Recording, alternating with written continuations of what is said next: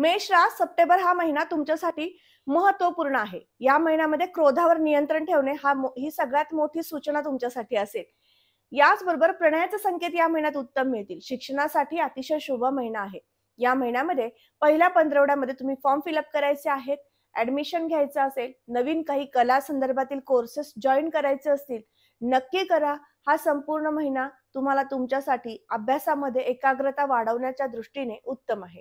या महिन्यात तुम्ही केलेलं ऍडमिशन, त्यामधील अभ्यासक्रम यामध्ये तुम्हाला मन रमणार आहे.